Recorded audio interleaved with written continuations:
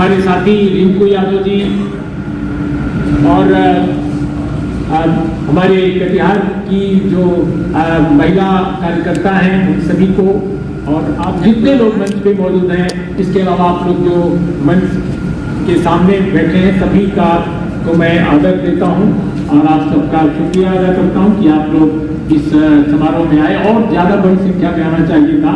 और महिलाओं को बार बार मैं कहता हूं कि आपके यहाँ महिलाएं कम क्यों आती हैं, लेकिन अच्छी बात है कि महिलाएं आई है, तो लेकिन बहुत कम आई है। मैं दक्षिण भारत में जाता हूं, महिलाओं की संख्या पुरुषों से कई बार ज़्यादा हो जाती है। तो इस इलाके में या बिहार में या यूपी में भी वही हाल है। हम लोग जो अपने को जागरूक समझते हैं, तो जागरूकता को हम और व्यापक नहीं बनाते, क्योंकि कहीं ना कहीं हम राजनीति में फंस जाते हैं। राजनीति बहुत अच्छी चीज है, लेकिन जब राजनीतिबाजी करने लगती है तो ठीक नहीं है। मुझे लगता है कि उत्तर भारत में राजनीति को लिबरेट कराने की जरूरत है, जिससे कि राजनीतिबाजी न हो। हमारे यहाँ राजनीतिबाजी ज्यादा हो रही है। तो वो रिंकू जी ने बहुत महत्वपूर्ण बात कुछ कही है आज। जैसे उन्होंने एक बात कही, मुझे वो मेरा दिमाग झंकित हुआ कि भाई एक दौर था जब सामाजिक न्याय आंदोलन को लेकर एक नया विचार सामने आ रहा था, लेकिन जगदेव बाबू, बीपी मंडल साहब, ये सब लोग जो चाहते थे या किस तरह की चीजें आगे बढ़ाना चाहते थे, जो उनका मैनिफेस्टो यानी उनका जो एक घोषणा प्रक्रिया जो भी कहिए राजनीतिक जो विचार था, कैसे बाद की पीढ़ी जो सामाजिक न्याय आंदोलन के नाम पर आई वो डाइवर्ट हो गई और उसको कैरी फॉरवर्ड नहीं कर सकी, आगे नहीं बढ़ा सकी। बहुत सारे इश्यूज हैं। हमारे जो इस सभा के संचालक हैं, उन्होंने भी बहुत सारे प्रश्न उठाए हैं, और वो जाहिर है प्रश्न उनके निजी नहीं है, आप सबके सवाल हैं, सबके दिमागों में वे सवाल हैं जो उन्होंने उठाया है। मैं बारी बारी से कोशिश करूंगा कि उनको मैं सामने रखूं, लेकिन अगर भूल भी जाऊं तो आप धीरे से याद दिला दीजिएगा कि क्या छूट रहा है, तो वो मैं जरूर बात करूंगा। दोस्तों, बीपी मंडल साहब को चूंकि याद कर रहे हैं, तो उन्हीं के कॉन्टेक्स्ट में अपनी बात को हम आज आगे बढ़ा रहे हैं।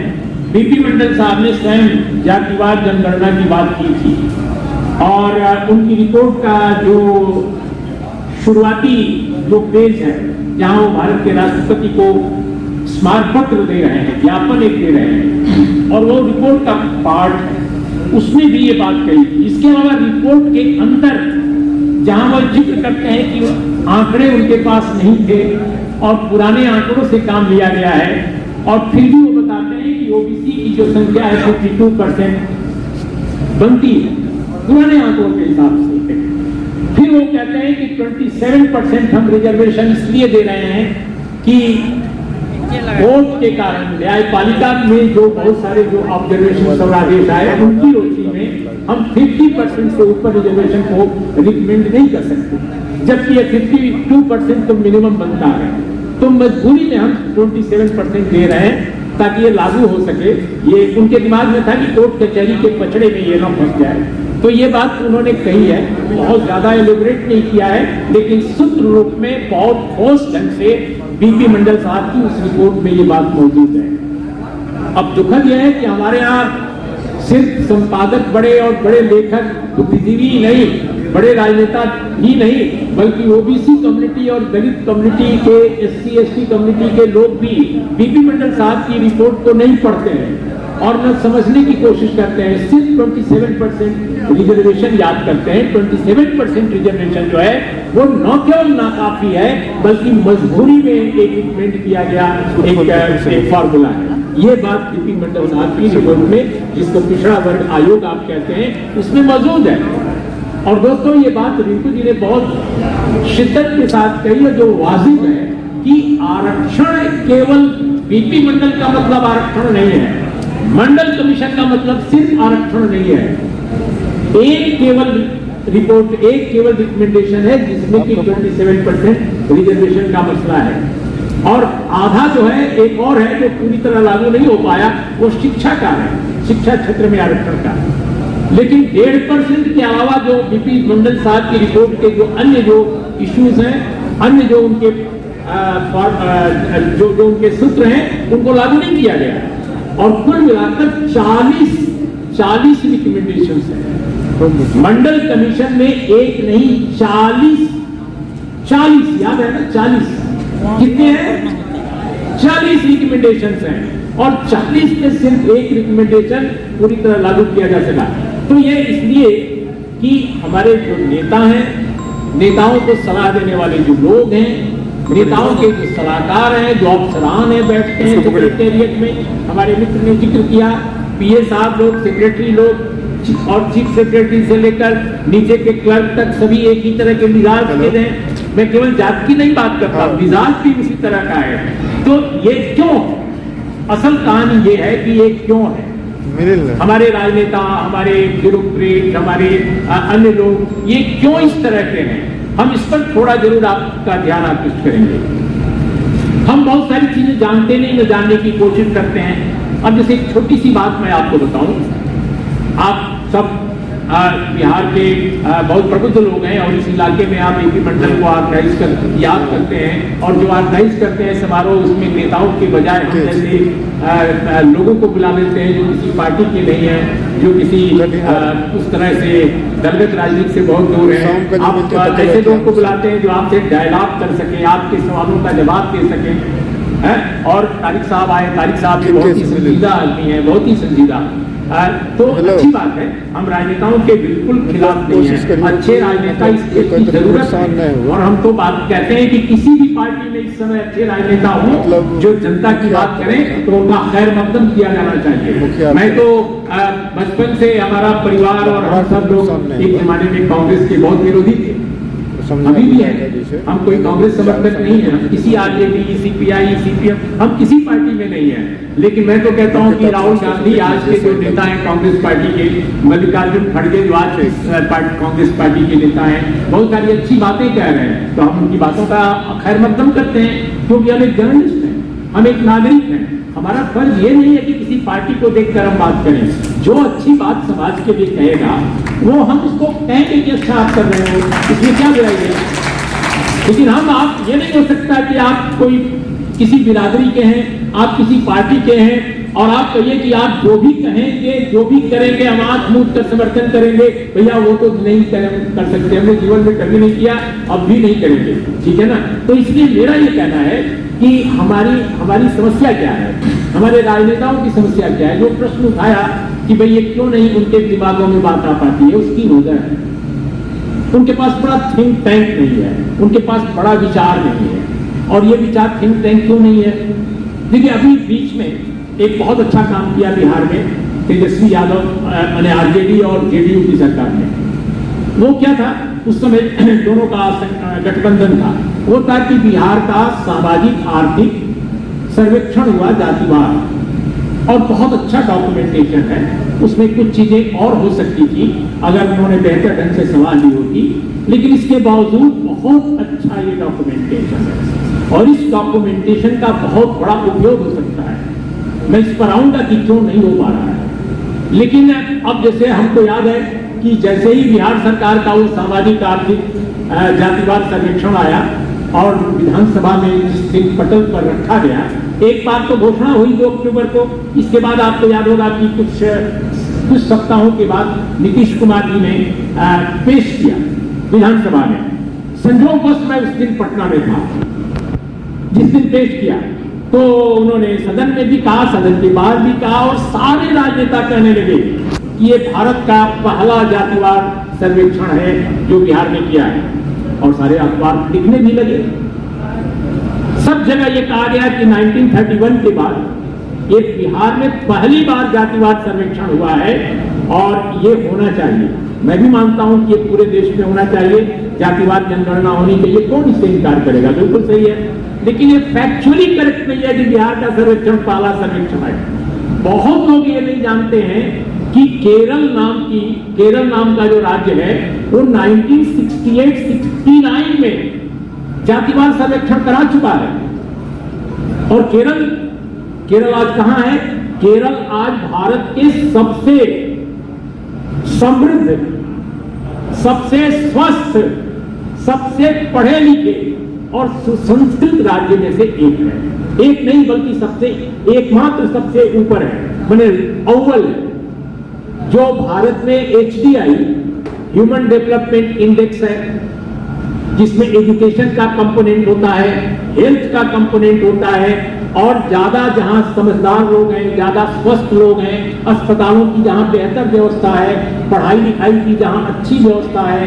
अभी तो हमारे मोदी सरकार, मोदी जी जो है देश के प्रधानमंत्री, और उनकी बीजेपी की जो सरकारें देश भर में हैं, कई राज्यों में, वो जहां जहां प्राइमरी स्कूल खुले हुए थे आजादी के पहले और आजादी के बाद से, उनको बंद कर रहे हैं, उनको प्राइवेटाइज कर रहे हैं।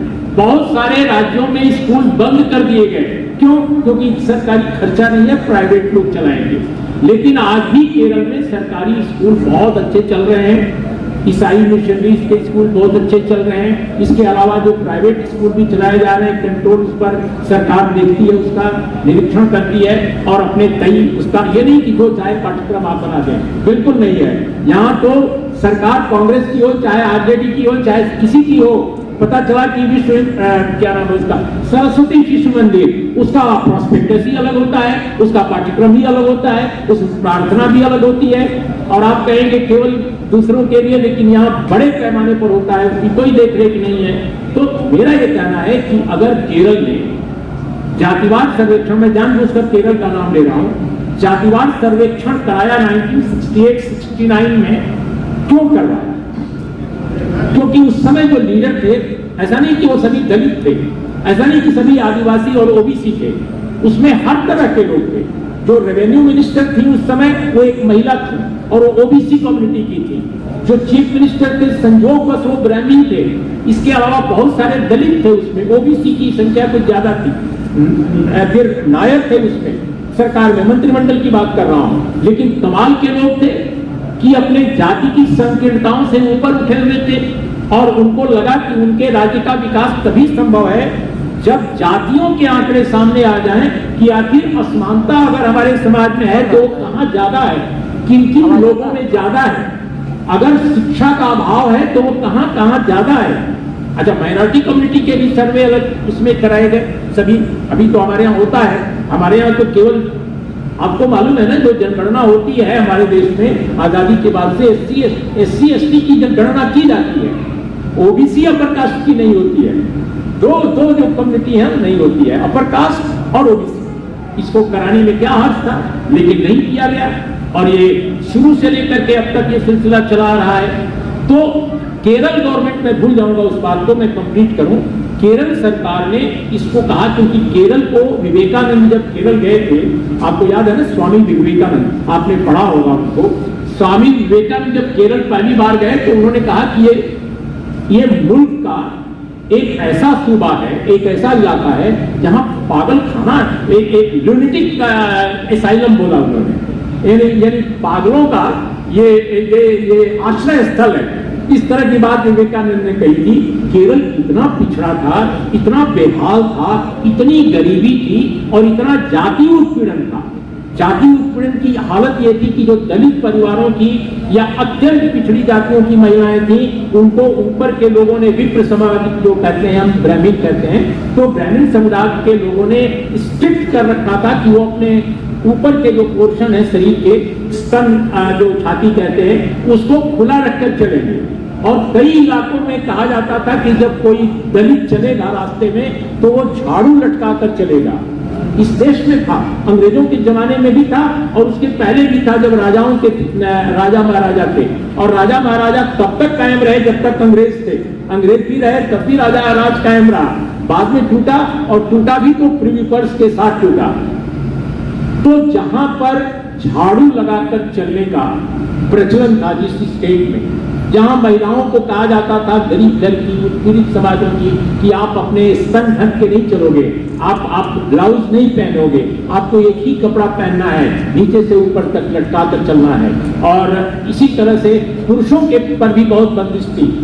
ऐसी ऐसी प्रथाएं थी जिसकी कल्पना नहीं की जा सकती है, आप उसको सोच भी नहीं सकते हो। आज उस प्रदेश को आजादी मिलने के बाद किस तरह वहां की सरकारों ने डेवलप किया, सरकार चाहे कांग्रेस की रही हो चाहे कम्युनिस्ट की रही हो, किसी की भी रही हो, लेकिन उन लोगों ने कैसे डेवलप किया उस राज्य को, मैं जानबूझकर आज इस बात को आपके सामने रख रहा हूं। क्योंकि समस्या क्या है कि हम राजनीति तो बहुत जानते हैं, लेकिन असलियत राजनीति को कैसे असलियत से जोड़ा जाए, असली उसको एक्सक्यूट कैसे किया जाए, इसमें हमारी कोई दिलचस्पी नहीं है। न तो बिहार वालों को है, न तो यूपी वालों को है, और न तो मध्य प्रदेश वालों को है, न छत्तीसगढ़ वालों को है। पूरे मध्य भारत में और पूरे इस भाग में उत्तर के या पूर्व के ये चीजें गायब है। क्यों गायब है? क्योंकि हमारे यहाँ सांस्कृतिक नवजागरण जैसी कोई चीज नहीं है, बौद्धिक उन्मेष उस तरह का नहीं हुआ है। बौद्धिक उन्मेष तो है, बौद्धिकता तो है, लेकिन उसको आर्टिकुलेट नहीं किया जा सका है राजनीति में ट्रांसफॉर्म नहीं किया जा सका है।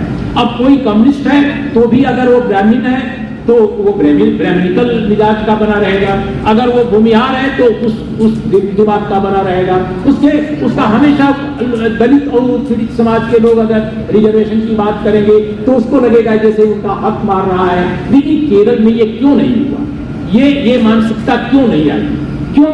क्योंकि उन लोगों ने क्या किया कि जब सर्वे किया, आपको ये भी बता दूं कि सर्वे से पहले जब उनकी सरकार ने लैंड रिफॉर्म्स लागू किया, भूमि सुधार, तो उसके साथ एक और बिल उन्होंने पास किया था, एजुकेशन बिल।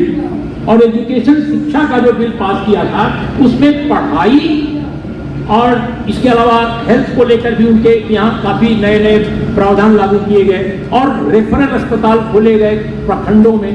इसके अलावा हर गांव में प्राथमिक, जो बड़े गांव थे, प्राथमिक स्वास्थ्य केंद्र जो खोला गया। और ये नहीं यूपी बिहार की तरह कि अगर प्राथमिक स्वास्थ्य केंद्र पर एक डॉक्टर पोस्टेड होगा तो वो गांव में नहीं रहेगा, वो शहर में आकर रहेगा, चाहे वो शहर 60 किलोमीटर दूर क्यों न हो या 150 किलोमीटर क्यों न दूर हो।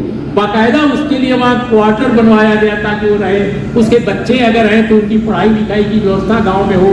तो चूंकि एक कंपोजिट डेवलपमेंट था, एक मुकम्मल डेवलपमेंट था, हर काम जो चल रहा था साथ में जोड़कर चल रहा था ताकि डॉक्टर अपने बच्चों को पढ़ाने के लिए कटिहार ना आ जाए। वो कटिहार से अगर 60 किलोमीटर दूर पोस्टिंग है तो वहीं वो रहे, उसको रहने के सारे इंफ्रास्ट्रक्चर वहां मौजूद हों। ये चीजें की गई।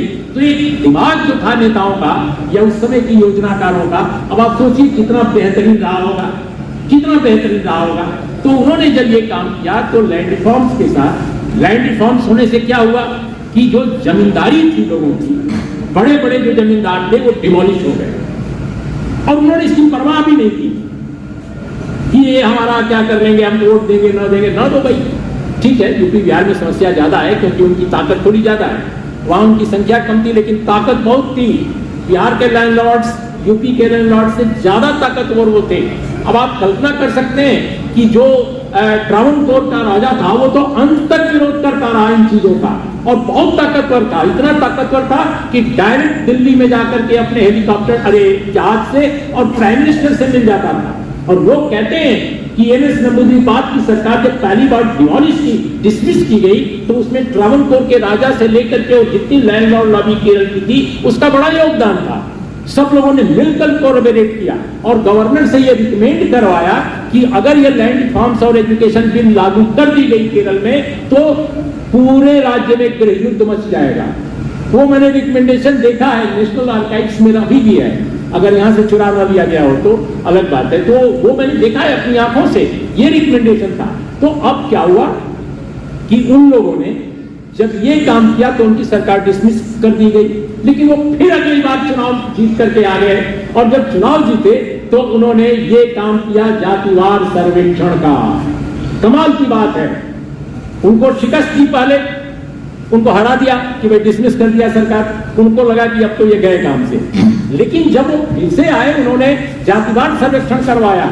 उन्होंने ये नहीं सोचा कि हम जातिवादी इसको कहे जाएंगे, बिल्कुल नहीं। और जातिवार सर्वेक्षण के बाद जो रिफॉर्म्स आगे बढ़ा, लैंड रिफॉर्म्स, और कि किस जाति के पास कितना जमीन है, किसके पास कितना बैल है, कितना उसके पास मवेशी कितने हैं, उसकी पढ़ाई कितनी है, उनके पास रोजगार कितना है, शिक्षक कितने हैं, चपरासी कितने हैं, अफसर कितने हैं, रेलवे में कौन कितना है, वगैरह वगैरह सारा जब डिटेल आ गया तो उन्होंने उसके हिसाब से योजनाएं शुरू कर दी।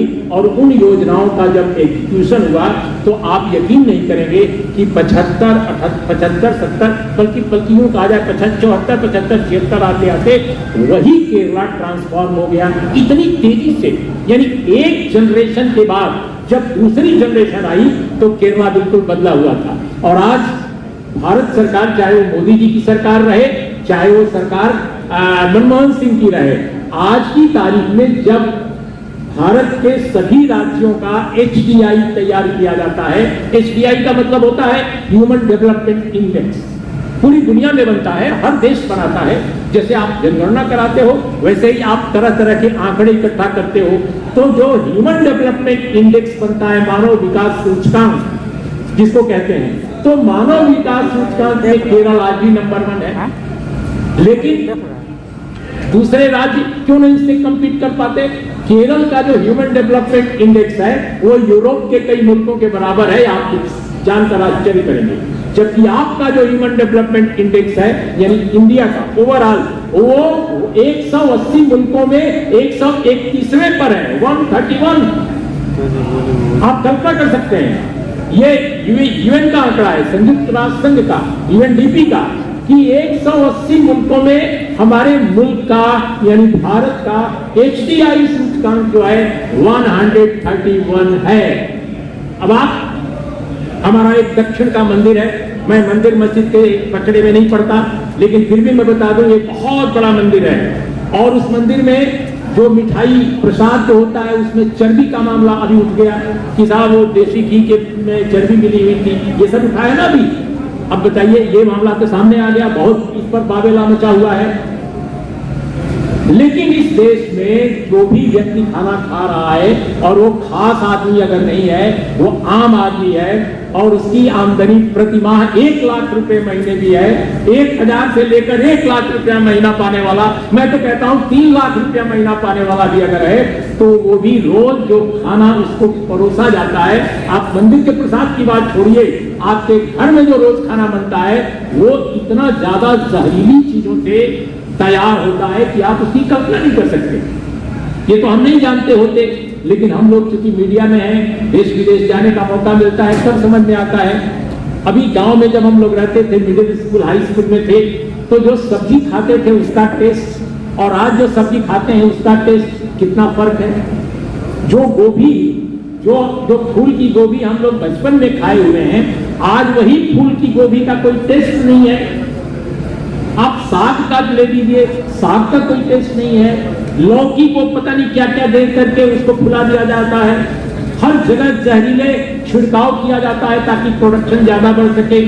खाने की चीजों में पपीता इतना लाल लाल दिखता है, इतना पीला पीला पपीता दिखता है, वो कैसे दिखता है? क्योंकि उसमें तरह तरह की चीजें छिड़की जा रही हैं, तमाम चीजों का इस्तेमाल किया जा रहा है। तो इतना ज्यादा जो जहरीला, इतना मिलावटी जो खाना है, इस पर हमारी सरकारों का कोई ध्यान नहीं है, कोई ध्यान नहीं है।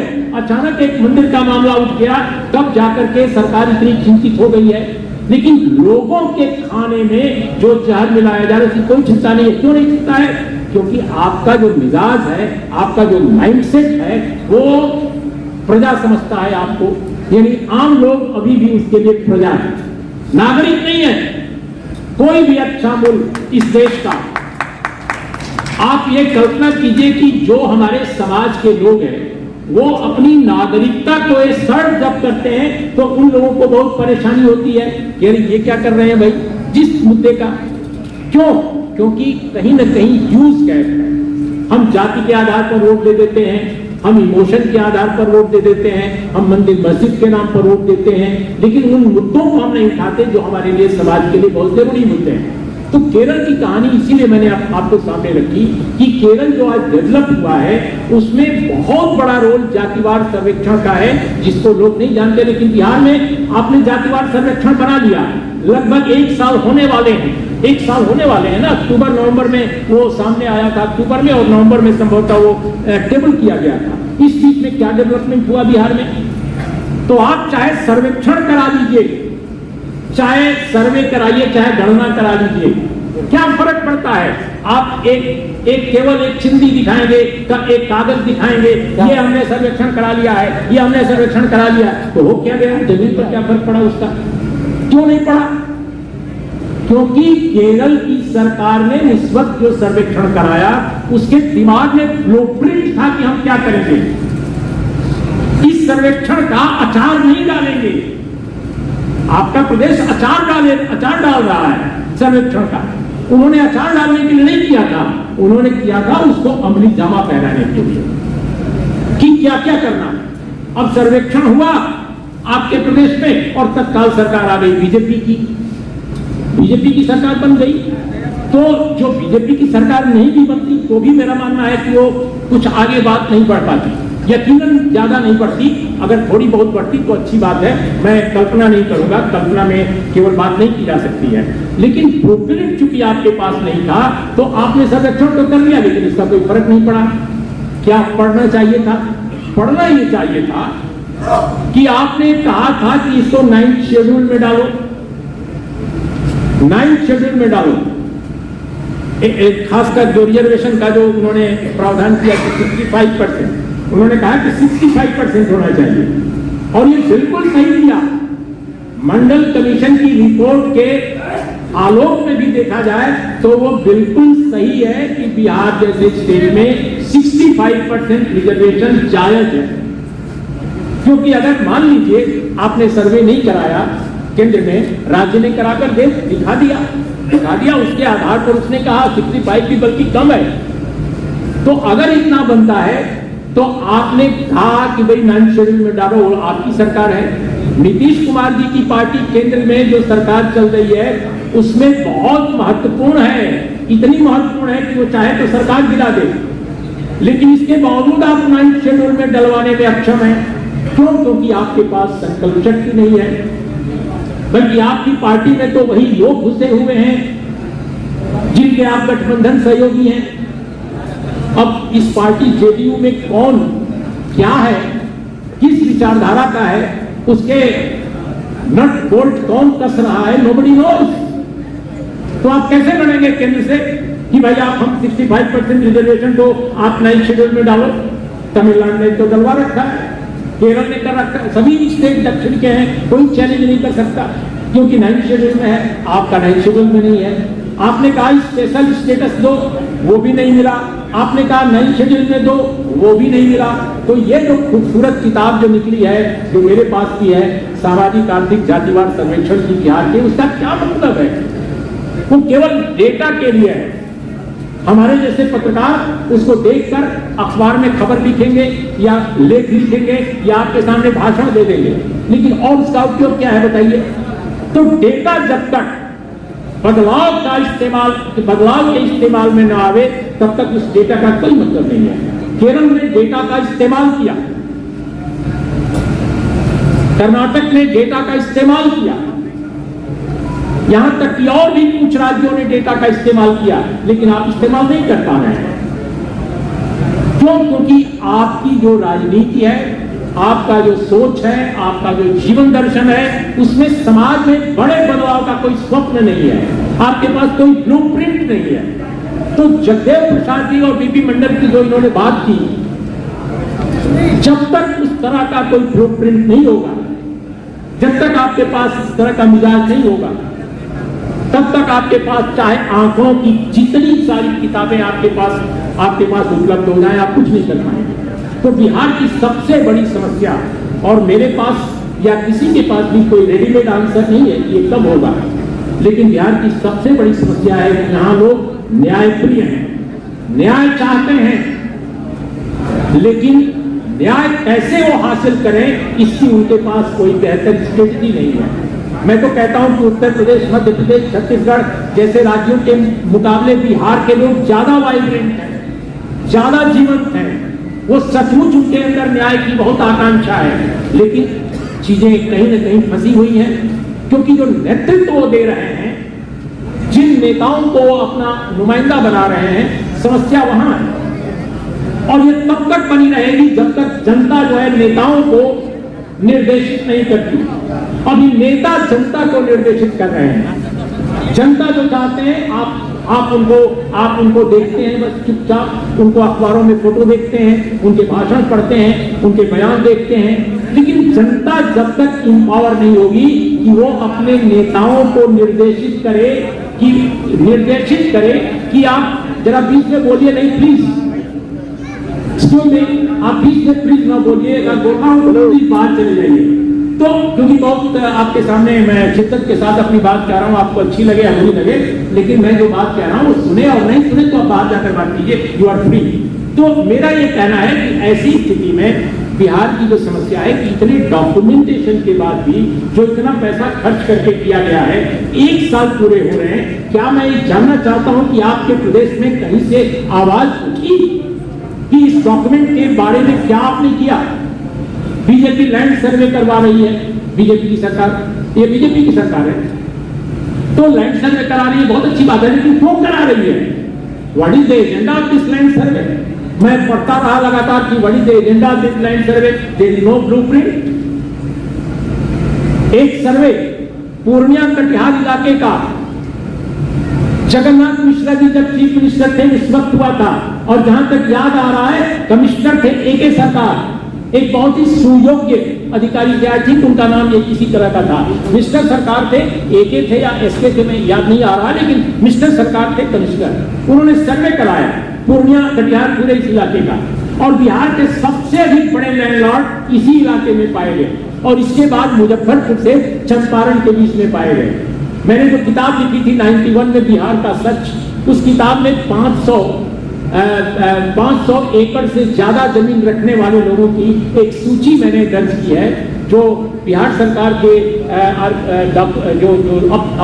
दफ्तर हैं, उन दफ्तरों से मैंने हस्तगत किया था, और उसमें तब के एक बहुत बड़े IAS अधिकारी जो बिहार के डिप्टी चीफ सेक्रेटरी बने थे, केवी सक्सेना, उन्होंने मेरी बड़ी मदद की थी। तो उसमें मैंने पाया कि कटिहार और पूर्णिया इन इलाकों में सबसे बड़े बड़े पूंजीपति अरे जमींदार हैं। तो क्या वो सर्वे काम नहीं आया?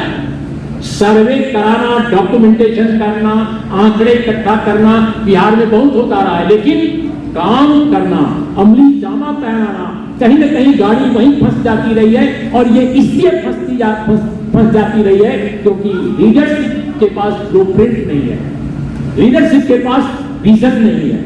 तो एक लंबे समय तक विजन नहीं था, क्योंकि उनका विजन था केवल अपने वर्ग को संपुष्ट करना, उनको मजबूत करना, क्योंकि अब बहुत लंबे समय तक यहाँ एक ही तरह के वर्ग, एक ही तरह के वर्ण के लोग चीफ मिनिस्टर होते थे, लेकिन वो सिलसिला 90 के बाद टूटा। तो जब 90 के बाद टूटा वो सिलसिला, तो क्यों आगे नहीं बढ़ पाया? बहुत बड़ा प्रश्न ये है। आप कहते हैं सामाजिक न्याय की सरकार, आप कहते हैं कि पिछड़ों की सरकार, ठीक है, कुछ हुआ, ऐसा नहीं कि बिल्कुल नहीं हुआ, कुछ चीजें बदली, लेकिन इतनी तो नहीं बदली जिसे हम बदलाव कह सकें। अगर इतनी चीजें बदली होती तो सर्वेक्षण के नाम पर हाई कोर्ट में जो दलील देने वाले लोग हैं, जो वकील लोग हैं, वे सारे एक ही वर्ण और एक ही तरह के न होते। क्यों नहीं दलित जो है जज बने? क्यों नहीं पिछड़े जो हैं बड़े एडवोकेट बने? क्यों नहीं पिछड़े और दलित ज्यादा प्रोफेसर बने? क्यों नहीं वे ज्यादा जर्नलिस्ट बने? क्यों नहीं वो अखबार निकालने वाले पैदा हुए? क्यों नहीं वो टेलीविजन में आए? आपसे मैं पूछ रहा हूं कि बिहार में कितने बड़े संपादक हैं जो दलित, आदिवासी, ओबीसी कम्युनिटी के हैं, ट्राइबल कम्युनिटी के हैं। चलो ट्राइबल यहाँ कम है, झारखंड में ज्यादा हो गए। तो तमाम सरकारों में इतना परिवर्तन है, 90 के बाद हर चीफ मिनिस्टर पिछड़े वर्ग का है, लेकिन पिछड़े वर्ग का, दलित वर्ग का, उत्पीड़ित समाज का न तो कोई बड़ा जज दिखाई देता है, न बड़े बड़े वकील दिखाई देते हैं। तो इस सरकार की केसेस भी कौन लोग लड़ते हैं? जाति सर्वे का जो मामला हाई कोर्ट में डिसमिस किया गया, उसमें जो आर्गुमेंट दिए गए, वो आर्गुमेंट बनाता कौन है? Are you getting my point? आप क्या मेरी बात समझ रहे हैं? जो जातिवार सर्वे के पक्ष में कोर्ट में दलीलें दी जा रही हैं, उन दलीलों को बनाने वाले कौन लोग हैं? चीफ मिनिस्टर तो नहीं जाता दलील देने कोर्ट में, सुप्रीम कोर्ट में मामला है, वहां कौन वकील है? मेरा यह कहना है कि जब तक आपके बीच से अटॉर्नी नहीं पैदा होंगे, जब तक आपके बीच से एडवोकेट बड़े नहीं पैदा होंगे जो कॉन्स्टिट्यूशन को समझते हो, जब तक आपके बीच में बड़े प्रोफेसर नहीं पैदा होंगे, जब तक आपके बीच से बड़े लेखक नहीं पैदा होंगे, जब तक आपके बीच से बड़े संपादक नहीं पैदा होंगे, जब तक आपके बीच से कलाकार नहीं पैदा होंगे, जब तक आपके बीच से अभिनेता नहीं पैदा होंगे, तब तक 65-70% लोगों के नाम पर राजनीति बाजी चलती रहेगी, लोग नेता बनते रहेंगे, लेकिन समाज धीरे धीरे चलता रहेगा। कोई चपरासी बनेगा, कोई क्लर्क बनेगा, कोई मास्टर बनेगा, कोई बीच में प्रोफेसर भी बन जाएंगे। लोग मरते रहेंगे, लोग जूझते रहेंगे, समाज बदलेगा नहीं। जैसा केरल बदला, जैसा कर्नाटक भी बदला, जैसा तमिलनाडु भी बदला। आप देखिए तमिलनाडु को देखिए जाकर, आप गए हैं तमिलनाडु? कितने लोग गए हैं तमिलनाडु? हाथ उठाइए। बहुत कम लोग। वहां ट्रांसपोर्ट बिजनेस से लेकर एडमिनिस्ट्रेशन का बिजनेस भी संभालने वाले कौन लोग हैं? वे लोग हैं जो मेहनत कश लोग हैं, जिनके पूर्वजों ने काम किया है, जिन्होंने बराबरी की कोशिश की है। और इसीलिए दिल्ली वालों को तमिलनाडु की सरकार बहुत खराब लग रही है। मैं ठीक है, उनकी सरकार में भी कमियां होंगी और एक जर्नलिस्ट के तौर पे मैं कमियां निकाल सकता हूं, लेकिन ले देकर जो डेवलपमेंट है मैन्युफैक्चरिंग में तमिलनाडु का जो आप देखिए रिकॉर्ड कितना शानदार है। तमिलनाडु का रिकॉर्ड मैन्युफैक्चरिंग के क्षेत्र में, उत्पादन के क्षेत्र में जबरदस्त है। कर्नाटक का उसी तरह से है। कर्नाटक को किसने बड़ा बनाया? क्या येदियुरप्पा ने बनाया? बीजेपी की सरकार ने बनाया? It was Devraj's government. Devraj's government आई, 2 बार रहे और ज्यादा लंबा उनका कार्यकाल नहीं था। माननीय नीतीश कुमार का तो न जाने कब से कब तक है, कितना लंबा है। लेकिन देवराजस के पास कम समय था, लेकिन देवराजस ने लैंड रिफॉर्म्स किया, इंडस्ट्रियल रेवोल्यूशन की, और जो आज पूरे देश में आईटी हब बना हुआ है, टेक्नोलॉजी का जो हब बना हुआ है बेंगलुरु, वो देवराजस के कार्यकाल में शुरू हुआ था। तो ये काम था देवराजस का। देवराज दलित नहीं थे, देवराज अत्यंत पिछड़ी गिराती के भी नहीं थे, लेकिन एक ब्लूप्रिंट था। क्यों? क्योंकि विकास जब भी किसी स्टेट का आप करेंगे, अगर आप सबसे पिछड़े, सबसे उत्पीड़ित लोगों के साथ नहीं खड़े होंगे तो आप राज्य का विकास नहीं कर सकते। आप कांग्रेसी हो, आप चाहे जनता दल के हो, चाहे कम्युनिस्ट पार्टी के हो, आपको ऑनेस्ट बनना पड़ेगा कि जो दलित है, जो आदिवासी है, जो ओबीसी है, अगर गरीबी 90% से ज्यादा इन लोगों में है तो आप उनको पहले लेना पड़ेगा, प्रायोरिटीज लेनी पड़ेगी। नेहरू पीरियड में स्पेशल कंपोनेंट प्लान बना।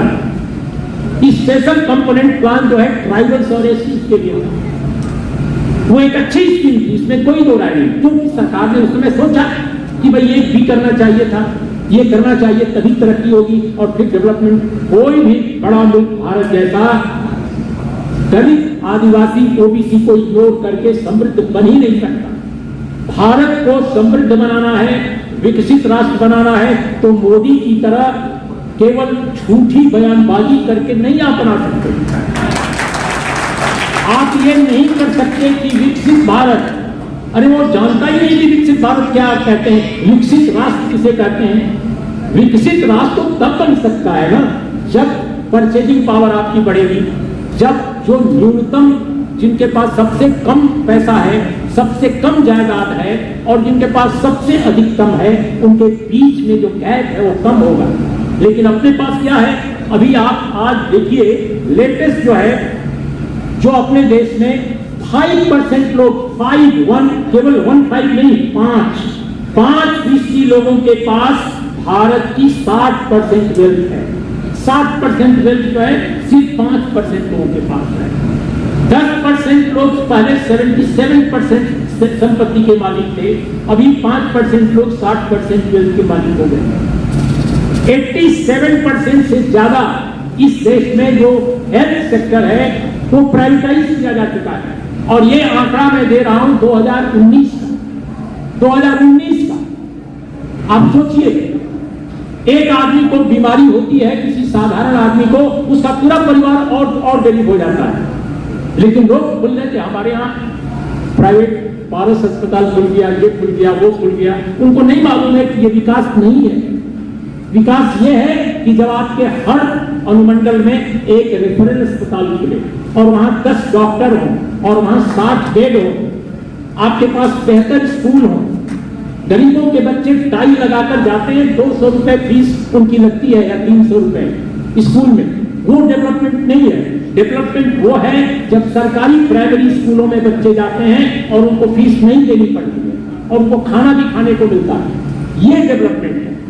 लेकिन वो डेवलपमेंट को खत्म किया जा रहा है। सिर्फ राजस्थान और मध्य प्रदेश और छत्तीसगढ़, अनेक जो स्टेट मध्य भारत के हैं और पश्चिम भारत के, वहां पर हजारों हजार प्राइमरी स्कूल बंद किए गए या मर्ज किए गए या प्राइवेटाइज किए गए, लेकिन कोई भी आवाज नहीं उठी।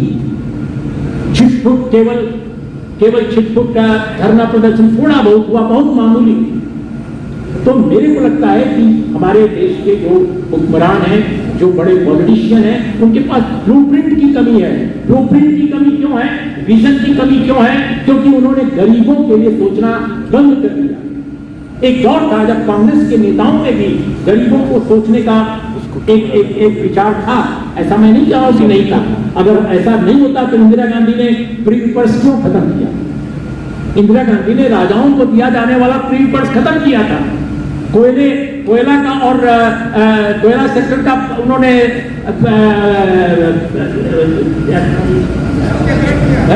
नेशनलाइजेशन किया था, राष्ट्रीयकरण किया था। इसके अलावा तमाम क्षेत्रों में कहीं भी उन्होंने प्राइवेट सेक्टर को उसने नहीं दिया। लेकिन आज चाहे सरकार कांग्रेस की बने चाहे बीजेपी की, उनकी आर्थिक नीतियों में कोई बुनियादी फर्क नहीं है। दिस इन्वेस्टमेंट सबके लिए है। अब राहुल गांधी कह रहे हैं कि नहीं साहब हम ऐसा नहीं करेंगे, तो देखना होगा कि वो वाकई करेंगे कि नहीं करेंगे। लेकिन वो कहते हैं कि जातिवार जनगणना हम कराएंगे, लेकिन जयराम रमेश उन्हीं की पार्टी के बड़े नेता हैं, हमारे मित्र भी हैं, वो कहते हैं कि ओबीसी की गिनती करा लो केवल। अरे क्यों ओबीसी की गिनती कराओगे भाई? पूरी जातिवार जनगणना कराओ, जिसमें ब्राह्मण की गिनती हो, जिसमें ओबीसी की गिनती हो, जिसमें सभी प्रमुख जातियों की गिनती हो। वो कहते हैं कि 2011 में हमने जातिवार जनगणना कराई थी, और हमसे बड़े बड़े नेता भी बिहार के पूछे कि जातिवार जनगणना तो कराई गई थी, आंकड़े केवल पब्लिक नहीं किए गए थे। आपको याद होगा 2015 में बड़े बड़े बिहार के नेताओं ने कहा था जातिवार जनगणना के आंकड़े पब्लिक करो, पब्लिक करो। जातिवार जनगणना हुई ही नहीं। 2011 की जनगणना जो है बगैर जाति गणना के हुई थी। जब हंगामा मचा तब जाकर, क्योंकि 2008 से लेकर 2010 के बीच में भारत की पार्लियामेंट में और पार्लियामेंट के बाहर जितनी बार जनगणना में जातियों का सर्वे कराने की बात उठी, हर समय यूपीए की सरकार ने, including prime minister Manmohan Singh, Pranab Mukherjee, जितने नेता थे, पी चिदम्बरम जो होम मिनिस्टर था, सभी लोगों ने कहा कि जातिवार जनगणना कराई जाएगी। ये रिकॉर्ड पे आ गया। लालू प्रसाद, रामविलास जी, शरद यादव, जितने नेता थे, सबने कहा जातिवार जनगणना कराना पड़ेगा, लेकिन इन्होंने नहीं कराई। ये सब लोग सरकार में थे, नहीं कराई। तो इन लोगों के दबाव में आकर फिर इन्होंने 4,600 करोड़ रुपया खर्च करके एक अलग से सामाजिक आर्थिक सर्वेक्षण कराया, और वो सर्वेक्षण 2011 के बाद हुआ कंप्लीट, जनगणना पूरी होने के बाद। दूसरी बात कि जो जनगणना की जाती है वो राष्ट्रीय आयुक्त जनगणना के जो होते हैं उनके कार्यालय से होती है। उस समय जो आयुक्त थे मिस्टर चंद्रमौली थे, और स्वयं चंद्रमौली साहब को जब मैं राज्यसभा टीवी का एडिटर था, मैंने अपने एंकर और अपने रिपोर्टरों के जरिए उनसे बात करवाई और मैंने जानना चाहा कि सच्चाई क्या है। उन्होंने कहा कि नो, जातिवार जनगणना नहीं है ये जो हम जो करा रहे हैं। और बाद में जो सर्वे आया, दरअसल तब पता चला जब मैंने पढ़ा उसको, उसके कुछ डॉक्यूमेंट्स, कि वो दरअसल ग्रामीण विकास मंत्रालय और नगर विकास मंत्रालय के तत्वावधान में कराया गया था सर्वे।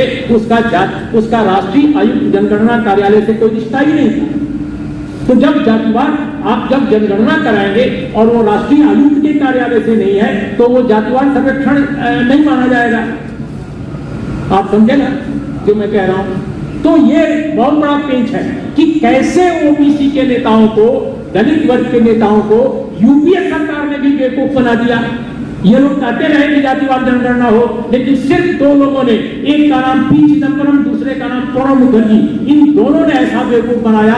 सारे बड़े बड़े नेताओं को, यूपीए में जितने ओबीसी नेता थे, इनको पता ही नहीं चला कि जनगणना नहीं हो रही है जातिवार, और जनगणना जातिवार सोच करके वो चुपचाप बैठे रहे। और बाद में जब जनगणना हो गई तब पता चला कि भाई गए ये तो जनगणना हुई ही नहीं। और अंत में क्या हुआ, एक 4,600 करोड़ खर्च करके और अपना काम धंधा किया गया। ये एनजीओ के जरिए किया गया। अब उस एनजीओ में ग्रामीण विकास मंत्रालय और नगर विकास मंत्रालय ने अपने लोगों को कितना मोबिलाइज किया होगा आप सोचिए। और अपने लोगों में कौन थे उसमें? दलित, आदिवासी, ओबीसी, इक्का दुक्का रहे होंगे। तो ये जो समाज है पूरा का पूरा, वो एक रैकेट, ऐसा लगता है कि इसके पीछे कोई रैकेट चला रहा है। इस देश को कहने के लिए तो एक संविधान है, एक वैधानिकता है, कहने के लिए तो हम एक विधान से चल रहे हैं, लेकिन सच ये है कि जो जैसे चाहता है वैसे नचा देता है, क्योंकि उसके पास बुद्धि है, बुद्धि विद द कोर्ट। जो बुद्धि चाहती है कि समानता ना आए। भारत का संविधान क्या कहता है? भारत का संविधान कहता है, आप सोचिए, भारत का संविधान कहता है, आपने टांग रखा है यहाँ उद्देशिका, यस, यहाँ भी टांग रखा है आपने, लेकिन मैं आपको बता दूं, तब मैं अभी 10 मिनट और बोलेंगे। देखिए, एक बात है कि कहता है कि संपूर्ण प्रभुत्व संपन्न समाजवादी पंथ निरपेक्ष लोकतांत्रिक गणराज्य बनाने के लिए तथा उसके समस्त नागरिकों को सामाजिक, आर्थिक और राजनैतिक न्याय दिलाने के लिए, सामाजिक, आर्थिक, राजनैतिक न्याय। दूसरा विचार और व्यक्ति विश्वास, धर्म और उपासना की स्वतंत्रता। तीसरा है प्रतिष्ठा और अवसर की समता प्राप्त कराने के लिए। ये सब चीजें आपके उद्देश्य का है।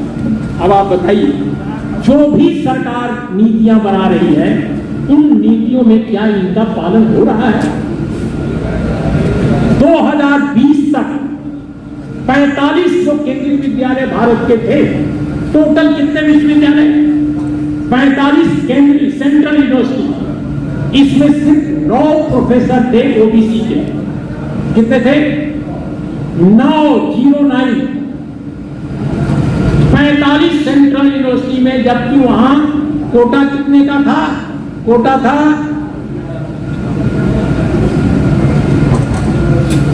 313। 313 प्रोफेसर होना चाहिए था। 313 प्रोफेसर होना चाहिए था 27% रिजर्वेशन के अकॉर्डिंगली, लेकिन सिर्फ 9 प्रोफेसर थे। और अभी जो संख्या बढ़ी है वह भी 27% से बहुत कम है। वो कितनी है साहब? इतने दिनों के बाद, जबकि एजुकेशन में रिजर्वेशन आया बाद में, वो हुआ है संभवतः 4% के आसपास। आई थिंक 4 to 6 के आसपास होगा, जहां तक मैं समझ पा रहा हूँ। एसोसिएट प्रोफेसर में संख्या बढ़ी है। अब लड़के यूनिवर्सिटी जाने लगे हैं, पढ़ाई करने लगे हैं। हम लोगों के समय तो यूनिवर्सिटी बहुत कम जाते थे लड़के सेंट्रल यूनिवर्सिटी में, अब तो जाने लगे हैं। तो ओबीसी के बच्चे, दलित के बच्चे जा रहे हैं, लेकिन नौकरियां नहीं पा रहे हैं। इस समय स्थिति है भारत के विश्वविद्यालयों में जो पहले कभी नहीं थी। कांग्रेसियों को जितनी आलोचना की गई, लेकिन उनके दौर में भी नहीं थी। जितने देश के बड़े विश्वविद्यालय हैं, वहां एकमात्र जो क्वालिफिकेशन है प्रोफेसर बनने के लिए, असिस्टेंट प्रोफेसर बनने के लिए, कि आप आरएसएस की विचारधारा के साथ हैं या नहीं। बीजेपी का कोई बड़ा नेता आपका रिकमेंडेशन कर रहा है कि नहीं कर रहा है? एक दिन ओबीसी का एक लड़का मिला, ओबीसी कमेटी का, मेरे जिले से। वो एक जगह यूनिवर्सिटी में, उसका केंद्रीय विश्वविद्यालय में उसका अपॉइंटमेंट हो गया है, सामाजिक न्याय का पक्षधर था। मैंने पूछा, भाई तुम्हारा अपॉइंटमेंट हो गया, बधाई। कहा हाँ सर हो गया, लेकिन छुपा छुपा कर हुआ है। मैंने कहा कैसे?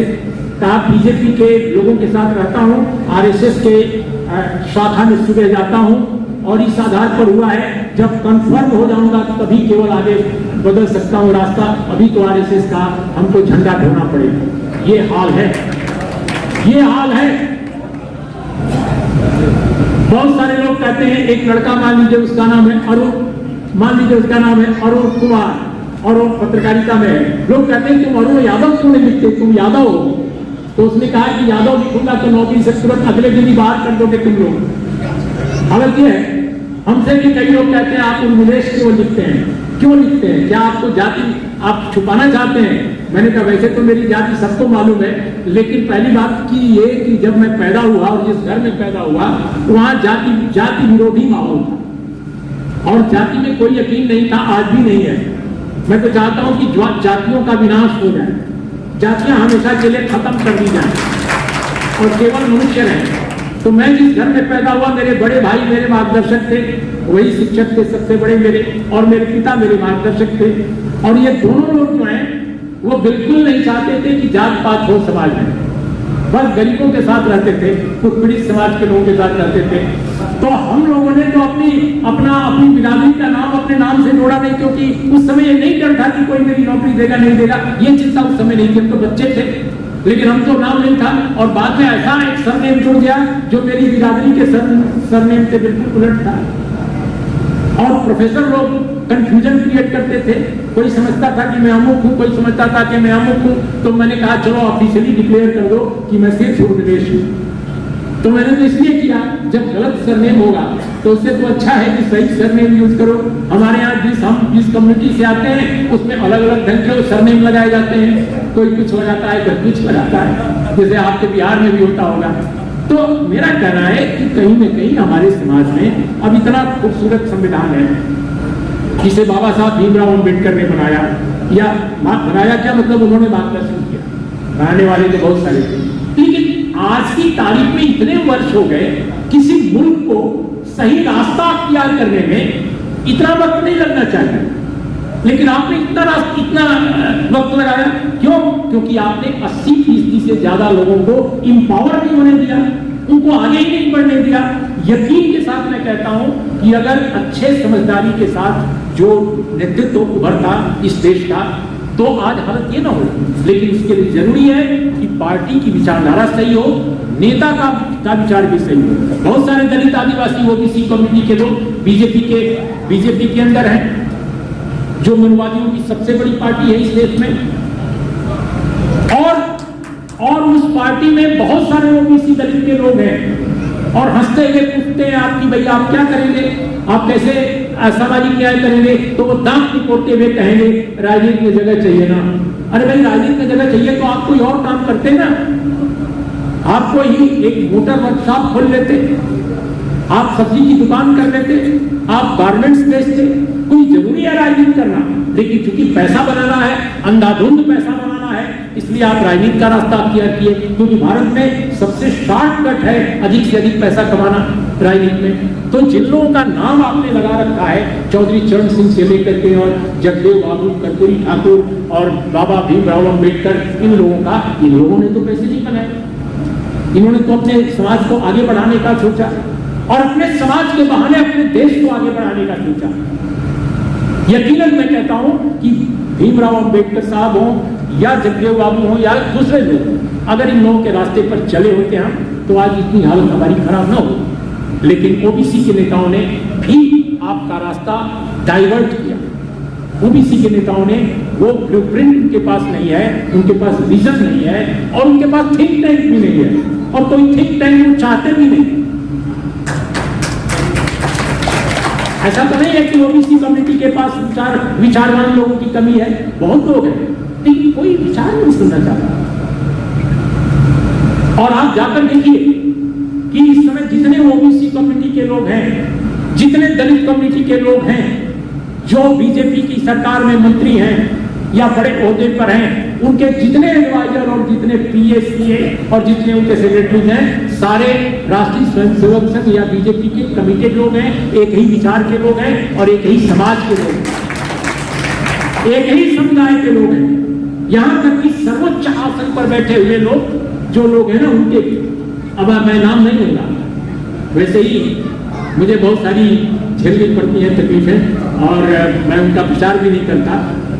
लेकिन आपको बताऊं, बहुत सारे लोग कहते हैं, एक पत्रकार भी अब तक कहते रहे, अब सुना है कि दूसरी बात कहने लगे हैं, तो वो कहते हैं कि साहब देखिए ना, इस पार्टी ने कोई दलित को ये बना दिया, आदिवासी को ये बना दिया। अरे भाई, टोकनिज्म से क्या होगा? आप किसी दलित को, किसी आदिवासी को, किसी भी कम्युनिटी के आदमी को आप कहोगे कि ये रहा मनुस्मृति, इसको लागू कराने की जिम्मेदारियों में से कुछ जिम्मेदारियां मैं तुमको दे देता हूं, तो उससे क्या फर्क पड़ जाएगा? उससे तो और ज्यादा गड़बड़ होगा। आरएसएस बिल्कुल नहीं चाहता है कि सिर्फ उसी कम्युनिटी के लोग इस समय राज करें, या राज कराने में दंड वो चलाएं जो मनुवाद से जिनको सिंबलाइज किया जाता है। वो चाहता है, आरएसएस चाहता है कि पिछड़े वर्ग के लोग, दलित वर्ग के लोग आकर उसका दंड संभालें, उसका दंड वो संभालें। यही है सेंगोल का दर्शन। आपके लोकसभा में सेंगोल लगा हुआ है, सेंगोल जानते हैं ना, एक दंड है जो ब्राह्मणवादी राज सत्ता का एक दंड माना जाता है, वो भारत के स्वतंत्र भारत के संवैधानिक लोकतंत्र का संविधान के अनुसार चलने वाली लोकसभा के अंदर लगा हुआ है। और कितने उस पर प्रोटेस्ट हुए, कितने प्रोटेस्ट क्यों नहीं हुए, ये भी सवाल है। तो मेरा ये कहना है कि जातिवाद जनगणना बिल्कुल आखिर में इसकी पुरजोर कोशिश करनी चाहिए। जो नेता हैं दलित, आदिवासी, ओबीसी कम्युनिटी के, मैं तो कहता हूं कि जो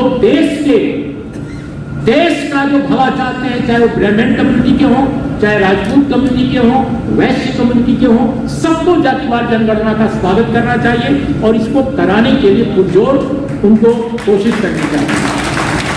क्योंकि भारत को अगर समृद्ध बनाना है, विकसित राष्ट्र बनाना है, अगर केवल जुमलेबाजी नहीं करनी है, तो विकसित राष्ट्र तभी होगा जब जनगणना में जातियों का आंकड़ा सामने आवे और उसके मुतालिक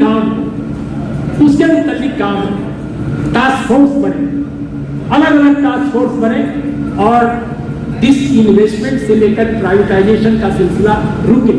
बिल्कुल आखिर में मैं 2 दिन पहले बॉम्बे था और बॉम्बे में मैं, मेरी बेटी और मेरी बीवी तीनों Tata institute of social sciences, जहां से मेरी बेटी ने पीएचडी अभी कंप्लीट की है, उसको डिग्री मिली है, उसी समारोह में मैं गया था।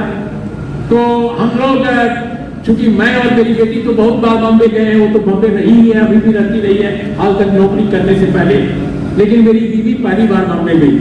तो हम लोग उसको गेटवे ऑफ इंडिया दिखाने ले गए और ताज होटल बहुत आइकॉनिक बिल्डिंग है।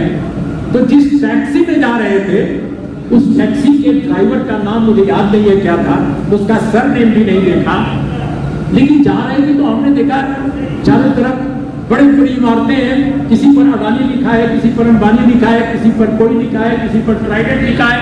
तो मैंने ऐसे ही अपनी बेटी से बोला कि मैं पिछली बार बॉम्बे आया था तो इतनी बड़ी बड़ी इमारतें कम दिख रही थी, वैसे तो बहुत हैं, लेकिन इतने अंबानी का इतना है, इतना अडानी का है, चारों तरफ जहां देखो अडानी अंबानी, ये क्या है? तो ड्राइवर बोलता है, सर 5 साल और अगर रह गया तो बम्बे पूरा अडानी अंबानी का हो जाएगा। ये मैं मजाक नहीं कर रहा हूँ, सीरियसली यही बात कही इस ड्राइवर ने। किसी का नाम नहीं लिया, किसी सरकार किसी का, कहा सर 5 साल और रह गया ना तो ये पूरा बॉम्बे अडानी अंबानी का हो जाएगा। तो दोस्तों, जातिवाद जनगणना कराने का मतलब यह है कि देश प्राइवेटाइज हो। देश पहले राजा चलाते थे, फिर दूसरे राजा ना आ जाए। अभी सिलसिला यह है कि पूरे देश की जनता को नागरिक न बनने दिया जाए, प्रजा बना दिया जाए। यह सिलसिला चल रहा है, एक ऐसी प्रजा कि सरकार आदेश करे और लोग जो है बस उसको माने। हुकुम, राजस्थान में अभी लोग कहते हैं बातचीत कीजिए लोगों से, हमने तो देखा है अशोक गहलोत भी कहते हैं।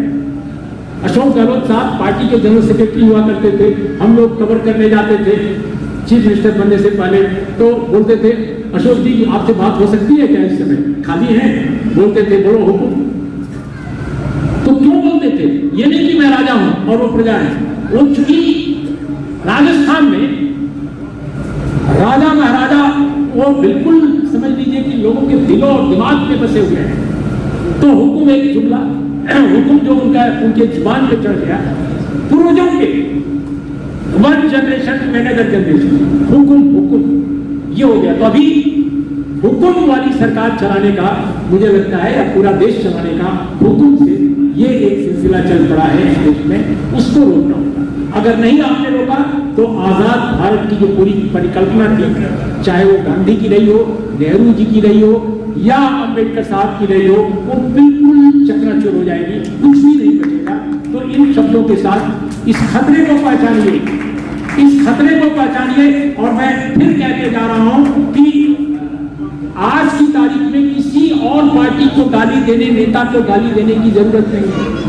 किसी को बुरा मत समझिए, सब आपके दोस्त हैं, लेकिन दोस्त आपको बताऊं कि ये दोस्तों की पूरी बारात निकालिए, उनकी एक यूनिटी बनाइए, उनको समझाइए तो आपकी पूरी बात नहीं समझते हैं, लेकिन उन लोगों के खिलाफ मोर्चेबंदी को मजबूत कीजिए जो इस देश में मनुवाद को स्थापित करने का सब कुछ सारे घोड़े छोड़ रखे, जिन्होंने पूरे देश को सेंगोल राज में तब्दील करने का संकल्प ले लिया है और इस देश की जनता नहीं समझ पा रही है क्योंकि मीडिया पूरी तरह बिका हुआ है और मीडिया के बिके होने के कारण सिर्फ एक ही बात केवल उनके दिमाग में जा रही है कि ये सब कुछ ठीक है, सब कुछ ठीक है।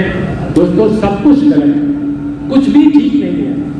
इसलिए एक बड़ी मोर्चेबंदी की जरूरत है, उसमें उन पार्टियों की, उन लोगों की भी आपको जरूरत होगी जो जिनकी आप अब तक आलोचना करते रहे। इसलिए एक बड़ी मोर्चेबंदी चाहिए और मोर्चेबंदी राजनीति में हो रही है, समाज में होनी चाहिए। समाज में भी मोर्चेबंदी बनाइए और सभी जातियों को इकट्ठा कीजिए, सभी अच्छे लोगों को इकट्ठा कीजिए। जो लोकतंत्र को मारने पर तुले हुए लोग हैं उनके खिलाफ ये लामबंदी होनी चाहिए। आप किसी व्यक्ति के खिलाफ न होइए, किसी पार्टी के खिलाफ मत होइए, किसी तंत्र के खिलाफ मत होइए, लेकिन उस विचारधारा के खिलाफ होइए जो सबको तहस नहस करने पर आमादा है।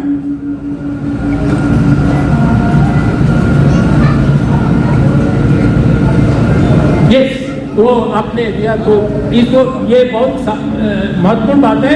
एक सवाल है कि 50% रिजर्वेशन का मामला, लेकिन 50% रिजर्वेशन का मामला मैंने कहा ना कि स्वयं बीपी मंडल साहब ने जब रिपोर्ट की पेश की, आज से न जाने कितने साल पहले, बहुत पहले की थी, ज्ञानी जैल सिंह तब राष्ट्रपति थे, उस वक्त भी उनके दिमाग में ये था कि कानून ने 50% की बाध्यता बना रखी है, उस समय भी था। बाद में इंदिरा साहनी का जजमेंट आया सुप्रीम कोर्ट ऑफ इंडिया का मंडल पर, जो बहुत महत्वपूर्ण था और मंडल में लागू भी हुआ। क्रीमी लेयर का मामला आया। पहली चीज तो मैं बता दूं, निजी तौर पे मैं क्रीमी लेयर को ओबीसी के मामले में या दलितों के मामले में, एससी कम्युनिटी के मामले में बिल्कुल फर्जी मानता हूं। सुप्रीम कोर्ट के फैसले के बावजूद मैं क्रीमी लेयर को बिल्कुल गलत प्रावधान मानता हूं। इसका कोई संवैधानिक आधार नहीं है, क्योंकि आरक्षण आर्थिक व्यवस्था नहीं है। भारत में हमारी संविधान सभा ने जो आरक्षण के प्रावधान निर्धारित किए थे, आर्टिकल आप देख लीजिए 14, 15, 16, 3, 30, 340, जितनी 346, जितनी आर्टिकल आप देख लीजिए, कहीं भी भारत में आरक्षण जो है आर्थिक आधार पर नहीं किया गया है। ये गैर बराबरी खत्म करने के लिए कोई गरीबी उन्मूलन योजना नहीं है, ये सामाजिक न्याय, ये जो भारत में वर्षों से नहीं सदियों से जो सामाजिक अन्याय रहा है उसको खत्म करने के लिए, रिप्रेजेंटेशन देने के लिए, हिस्सेदारी सुनिश्चित करने के लिए सामाजिक और शैक्षिक आधार पर की गई व्यवस्था है और जिसके लिए संवैधानिक प्रावधान है। ये किसी के घर से नहीं आई है, ये किसी की मर्जी और कृपा से नहीं आई है, ये भारत के संविधान के अनुसार आई है। तो मेरा ये मानना है कि माननीय सुप्रीम कोर्ट ने जो क्रीमी लेयर का फॉर्मूला दिया वो बेसिकली गलत है, वो बेसिकली असंवैधानिक है। लेकिन माननीय सुप्रीम कोर्ट को खैर मकदम, इसका स्वागत करेंगे। क्या करेंगे भाई, हम तो सुप्रीम कोर्ट का चैलेंज नहीं कर सकते, हम तो एक नागरिक हैं, न्यायप्रिय नागरिक हैं। तो माननीय सुप्रीम कोर्ट ने जो किया है वो किया है, लेकिन हम उसको नहीं मानते, हम सही नहीं मानते और जब तक जीवित हैं तब तक कहते रहेंगे कि वो गलत है। तो उसी तरह से EWS, मैं अपर कास्ट के खिलाफ नहीं हूँ, बहुत सारे अपर कास्ट के लोग मुझे बहुत प्यार करते हैं, बहुत सारे दोस्त हैं। अपर कास्ट के अनेक नेताओं ने देश को बहुत आगे बढ़ाया है। इस देश में अनेक, अभी मैंने आपको केरल का उदाहरण दिया, EMS नंबूदिरीपाद तो बहुत ही कुलीन ब्राह्मण थे जिन्होंने क्रांति कर दी, अपने केरल को एक यूनिटिक असाइलम से बिल्कुल पागलखाना जो था एक तरह का विवेकानंद के शब्दों में, उससे इतना समृद्ध मुल्क बनाने, प्रदेश बनाने में कितना जबरदस्त क्रांति की। वो स्वयं ब्राह्मण थे। तो I have no any contempt from Brahmins, Brahmin लोगों के विरुद्ध मेरा कोई कंटेम्प्ट नहीं। मैं जो कह रहा हूँ कि ये सामाजिकता है, ये मिजाज है, किसी जाति, किसी इंडिविजुअल के खिलाफ में नहीं, इज्म के खिलाफ, ब्राह्मणिज्म के खिलाफ। आई एम नॉट अगेंस्ट ब्राह्मण, आई एम अगेंस्ट ब्राह्मणिज्म। तो जो ब्राह्मणिज्म है वो सपोर्ट करता है बहुत सारी चीजों को। अब जैसे उदाहरण के तौर पे EWS की व्यवस्था भारत के संविधान में नहीं है, ये बिल्कुल असंवैधानिक है, लेकिन बीजेपी सरकार ने लागू किया क्योंकि RSS ने कहा था कि आरक्षण की समीक्षा होनी चाहिए। और कहाँ कहा था, बिहार में कहा था। 2015 में मोहन भागवत ने कहा था, समीक्षा हुई, 2019 के चुनाव से एन पहले ईडब्ल्यूएस लाया गया, कानून बन गया, पास हो गया, और उसको पास कराने के बाद सुप्रीम कोर्ट में जब चैलेंज हुआ तो तुरंत उस पर फैसला आ गया और कहा गया कि ईडब्ल्यूएस सही है। But in my opinion EWS is not constitutionally valid provision, it's not at all. और इसीलिए एक बड़ा प्रश्न उठता है कि 50% अगर सुप्रीम कोर्ट ने बंदिश लगा रखी थी कि आपको 50% लांघना नहीं है, तो आप 10% लेकर 60% कैसे आपने करा दिया? तो ऑन द वन हैंड 50% कहता है सुप्रीम कोर्ट कि इससे ऊपर नहीं जाना चाहिए, और दूसरी तरफ वही सुप्रीम कोर्ट कहता है जाना चाहिए क्योंकि उसमें अपर कास्ट को मिल रहा है। कमाल है, ये कौन सा न्याय है कि अगर अपर कास्ट का 10% बढ़ता है तो ठीक, अगर 10% बढ़ता है ओबीसी और दलित का तो वो ठीक नहीं। तो ये फैसला अपने आप समझ सकते हैं कि कितना गलत है, लेकिन मैं क्या सकता हूं, क्या कर सकते हैं, कितने लोग सुनने वाले हैं? तो एक बड़ा प्रश्न उठता है कि ऐसा क्यों है? तो ऐसा इसीलिए है क्योंकि हमारी जो व्यवस्था है न्याय पर आधारित व्यवस्था नहीं है, और उसको न्याय पर आधारित व्यवस्था बनाने के लिए दो ही केवल रास्ते हैं। या तो हमारा रास्ता Norway, Denmark, Switzerland, Sweden, Germany, Luxembourg, अगर वैसा रास्ता होता जहां ऑलरेडी डेमोक्रेटिक रिवॉल्यूशन कंप्लीट हो गई होती, जहां कैपिटलिज्म आ चुका होता पूरी तरह, और जहां गैर बराबरी न्यूनतम हो गई होती। Capitalism is not always bad if it is human face. Capitalism हमेशा बुरी बात नहीं है, बशर्ते कि उसका मानवीय एक चेहरा है। तो उन देशों में जो पूंजीवाद है उसने मनुष्य की जरूरतें पूरी की हैं एक लेवल पर, और असमानता का गैप जो है वो कम किया एक लेवल पर। अमेरिका ने नहीं किया, लेकिन अनेक यूरोपियन मुल्कों में आप देखते हैं, हालांकि अब वहां भी स्ट्रक्चरल चेंजेस हो रहे हैं, फेडरलिज्म कमजोर हो रहा है, इसके अलावा जो वेलफेयर स्टेट का कंसेप्ट है वो कमजोर हो रहा है। लेकिन आप यूरोप के मुल्कों में जाइएगा तो आप पाइएगा कि डेमोक्रेसी बहुत मजबूत है। एक पूंजीपति हो चाहे एक गरीब साधारण वर्कर हो, अधिकारों में कोई ज्यादा फर्क नहीं है।